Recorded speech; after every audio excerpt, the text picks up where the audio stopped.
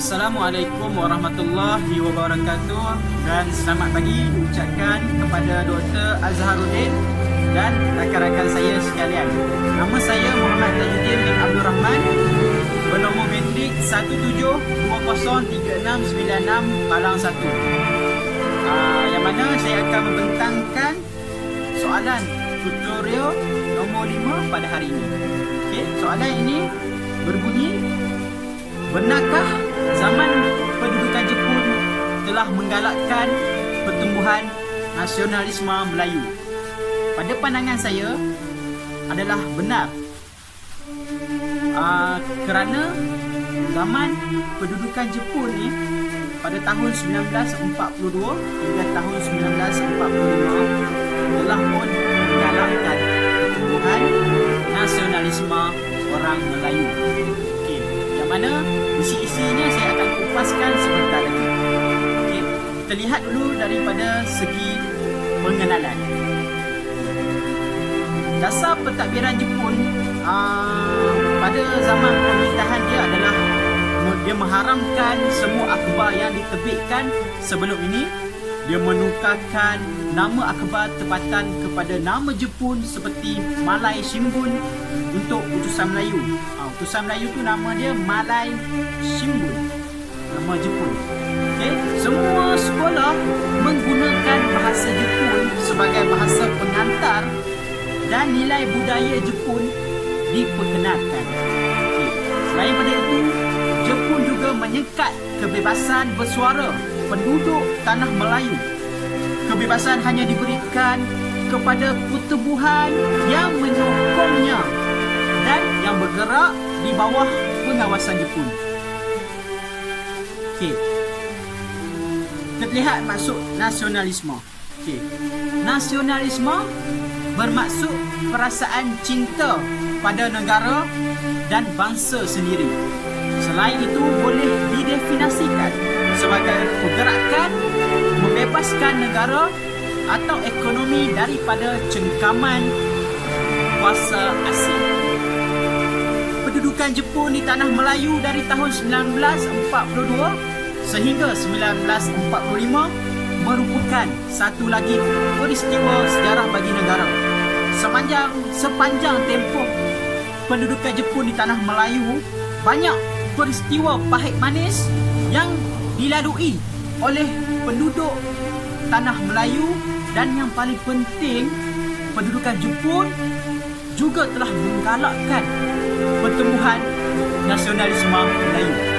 Okey, kita lihat daripada isi-isi dia. Isi yang pertama ialah melalui penyatuan dalam pentadbiran. Okey. Sewaktu zaman pendudukan Jepun telah pun menyatukan wilayah pentadbirannya, iaitu menggabungkan Sumatera, iaitu sekarang Indonesia, dan tanah Melayu. Ia memberi pengalaman berguna kepada penduduk di tanah Melayu dan Sumatera untuk melalui persamaan setelah dipisahkan sejak 1824 dahulu. Selain daripada itu, Jepun juga telah memberikan negeri-negeri Melayu Utara kepada Thailand. Sebagai jasa, Thailand memberi laluan kepada Jepun dalam menakluki tanah Melayu ketika itu. Okey, ini telah memberikan pengalaman yang besar kepada penduduk yang menyedari bahawa mereka masih terus dijajah oleh pihak luar. Seterusnya, isi saya yang kedua adalah pelibatan orang Melayu dalam bidang pentadbiran. Jepun juga telah memberikan peluang kepada orang Melayu untuk terlibat dalam bidang pentadbiran. Ini telah memberikan keyakinan kepada mereka mengenai keupayaan untuk mentadbir tanah air sendiri. Peluang-peluang ini merupakan perkara yang tidak mereka perolehi semasa pemerintahan Inggeris dahulu. Seterusnya adalah melalui psikologi. Okey. Pendudukan Jepun telah menamatkan tradisi kepercayaan bahawa kuasa-kuasa barat merupakan kuasa yang tidak boleh dikalahkan. Ini telah menyemarakkan lagi kebangkitan dan kesedaran kebangsaan di kalangan penduduk tanah Melayu. Pertama-tama sekali dalam perang Rusia-Jepun, yang mana Jepun memperolehi kemenangan, yang mana boleh disimbolkan sebagai seorang samurai yang memegang pedang melawan seekor beruang. Nampak Jepun sangat hebat. Walaupun negaranya kecil, tetapi telah pun berjaya mengalahkan kuasa-kuasa barat. Okay. Seterusnya kita lihat kepada kewibawaan tokoh nasionalisme. Kita boleh lihat dalam tokoh nasionalisme pada ketika itu adalah dua nama yang wajar diberikan perhatian dalam membincangkan gerakan nasionalisme ketika zaman pendudukan Jepun adalah Ibrahim bin Haji Yaakob, Dr. Burhanuddin Al-Hilmi dan Ahmad Buistamam. Okay? Ibrahim Haji Yaakob merupakan pemimpin KMM, iaitu Kesatuan Melayu Muda, dan telah bertindak membantu Jepun dalam mengalahkan British di tanah Melayu. Semasa Kesatuan Melayu Muda dibubarkan, beliau dipilih oleh Jepun dalam memimpin peta, iaitu pembela tanah air. Yang kedua adalah Dr. Burhanuddin Al-Hilmi. Ia merupakan doktor homeopati yang mempunyai semangat kebangsaan yang tinggi. Ia juga dilantik oleh Jepun untuk memegang jawatan sebagai penasihat hal ehwal agama dan adat istiadat Melayu. Selain itu, beliau juga telah mengadakan satu kongres persaudaraan Islam yang berlangsung, iaitu persidangan ulama Malay Sumatera di Singapura, dan turut dihadiri oleh Hamka. Kongres kedua pada 1945 yang hendak dianjurkan oleh Dr. Burhanuddin Al-Hilmi ini gagal kerana bimbang akan menaikkan semangat anti Jepun, dan Jepun telah pun membatalkan kongres tersebut. Seterusnya Ahmad Buistamam ini telah pun menubuhkan barisan pemuda di Perak bagi menyatukan pemuda-pemuda Melayu untuk dilatih berkawat sebagai tentera sukarela Jepun. Maknanya peranan ataupun peranan yang diberikan oleh tokoh-tokoh nasionalisme pada zaman pemerintahan Jepun ini telah pun menyemarakkan lagi semangat nasionalisme dalam kalangan penduduk tanah Melayu ketika itu. Seterusnya, misi saya adalah penubuhan Kesatuan Melayu Muda dan Kesatuan Rakyat Indonesia Semenanjung, iaitu KRIS. Okay. Dilihat dari sini, Kesatuan Melayu Muda yang dipimpin oleh Ibrahim Haji Yaakob telah pun menjadi pertubuhan yang penting sejak 1938 dalam membangkitkan semangat nasionalisme. Kesatuan Melayu Muda juga kemudiannya diharamkan Jepun pada tahun 1942 apabila disyaki mengadakan hubungan sulit dengan MPHA. MPHA ini adalah satu pertubuhan yang diwujudkan oleh Persatuan Komunis Malaya, iaitu Malayan People Anti-Japanese Army. Okay. Kiranya KMM ni diharamkan sebab dia mengadakan hubungan sulit dengan MPHA. MPHA kan dia anti Jepun, so Jepun haramkanlah KMM. Okay, seterusnya KRIS, iaitu Kesatuan Rakyat Indonesia Semenanjung, dipimpin juga oleh Ibrahim Haji Yaakob dan Dr. Burhanuddin Al-Hilmi. Okay, hasrat untuk mencapai kemerdekaan berjaya menarik orang Melayu menentang penjajah. Kris juga telah dibubarkan pada bulan Ogos 1945 sejajar dengan kekalahan Jepun.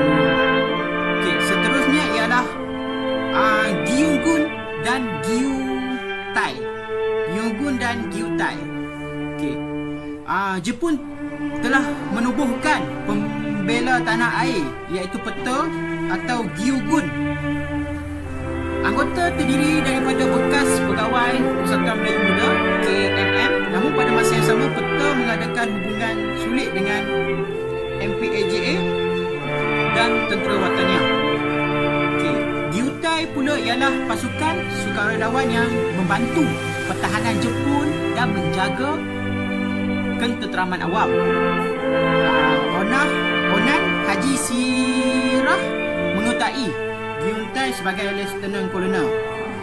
Ahli-ahli Gyugun dan Gyutai ni telah pun menentang Jepun secara sulit dan pada masa yang sama pura-pura menyokong Jepun. Seterusnya kalau kita lihat daripada sudut ekonomi pula, turut membangkitkan semangat nasionalisme dalam kalangan orang Melayu. Iaitu kalau kita lihat rakyat pada waktu itu hidup susah, pagi makan pagi, dan digalakkan untuk menanam secara sendiri untuk makan selain diberi catuan makanan yang tak seberapa pun.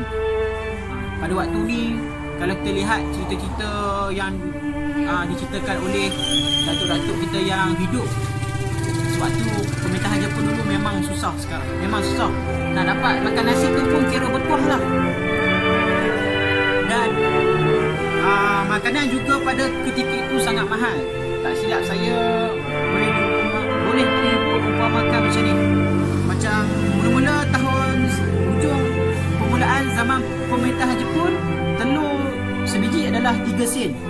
Dan pada tahun 1943 telur 28 sen. Dan tahun akhir masuk Ogos 1945 tu RM35 sebiji saja telur.